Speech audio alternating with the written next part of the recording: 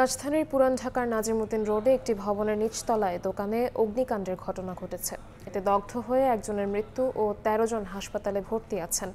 স্থানীয়রা জানায়, সোমবার ভোর ৪টার দিকে ৫তলা ভবনের নিচতলায় লেপ তোশকের দোকানে আগুনের সূত্রপাত হয়। ঘটনাস্থলে পৌঁছে প্রায় ১ ঘন্টার চেষ্টায় আগুন নিয়ন্ত্রণে আনে ফায়ার সার্ভিস। আগুনে দগ্ধ হয়ে আমিন নামে একজনের মৃত্যু হয়। তিনি পাশের ফার্নিচার দোকানের ম্যানেজার বলে জানা গেছে।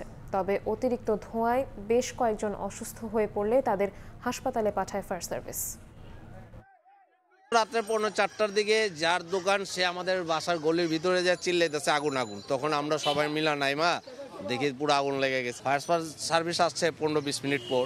এর মধ্যে আমরা যতটুকু পারছি পানি টানি দিছি, তারপরে দিয়ে এই দোকান ভাঙ্গায়া ফায়ার সার্ভিসটা দিয়া তখন আমরা এই আগুন নিবানোর চেষ্টা করি। অনেকক্ষণ লাগছে। এর মধ্যে একজন নিহত হয়েছে। দেখি যে ছাদের থেকে ধোঁয়া বেরোইতেছে, তো আমরা বাসার থেকে পাইপ বের করে পানি মারার চেষ্টা করতেছি, আগুন নিভতেছে না। এই মুহূর্তে ঢাকা মেডিকেলে আছেন রিপোর্টার হায়দার আলী। সরাসরি যাচ্ছি তার কাছে।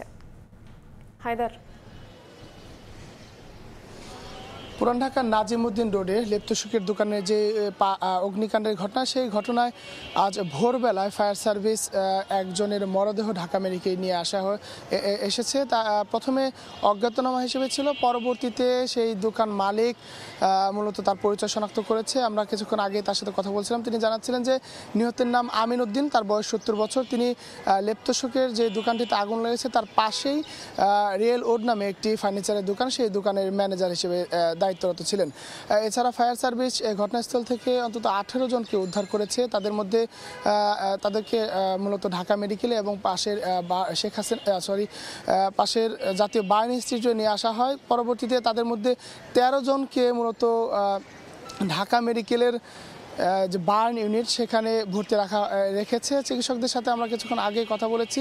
তারা বলছিলেন যে ১৩ জনের মধ্যে একজনের হাতে মূলত দগ্ধ হয়েছে। এছাড়া বাকি সবারই শ্বাসনালী ক্ষতিগ্রস্ত হয়েছে। তাদের অবস্থা গুরুতর, তবে আশঙ্কামুক্ত রয়েছে। কিছুক্ষণ পর মূলত চিকিৎসকরা তাদের বিষয়ে আমাদেরকে ব্রিফ করবেন। তবে এখন পর্যন্ত চিকিৎসক বলছেন যে তাদের অবস্থা সবার অবস্থায় আশঙ্কামুক্ত।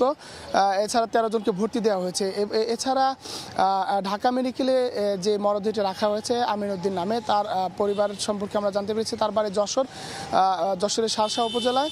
তিনি মূলত ৩ বছর যাবৎ এই নাজিমউদ্দিন রোডের যে রিয়েল উড নামে ফার্নিচার দোকান, সেই দোকানের ম্যানেজার হিসেবে দায়িত্বরত ছিলেন। গতকালকেই তিনি ঈদের ছুটি শেষে এই কর্মস্থলে যোগ দেন এবং সেই যেই দোকানটিতে তিনি ছিলেন সেটি মূলত নিচতলা এবং দোতলায়, যেখানে একটি লেপ তোশকের দোকান ছিল, সেই দোকান থেকে আগুন লাগার পর মূলত তারা এই ফার্নিচারের দোকানে ঘুমিয়েছিল। ঘুমন্ত অবস্থায় যখন তারা টের পায় যে পাশে দোকান আগুন লেগেছে, মূলত সেই ধোঁয়ায় তারা আচ্ছন্ন হয়ে পড়ে। তবে তারা অন্ধকারের কারণে সেই ফার্নিচারের দোকানের শাটার খুলে বের হতে পারেনি। পরবর্তী সেখানকার বাথরুমে আশ্রয় নেয়। সেখান থেকে মূলত পরবর্তী ফায়ার সার্ভিস একজনের মরদেহ উদ্ধার করে এবং বাকি এক কর্মচারীকে অসুস্থ অবস্থায় উদ্ধার করে পরবর্তী হাসপাতালে নিয়ে আসে।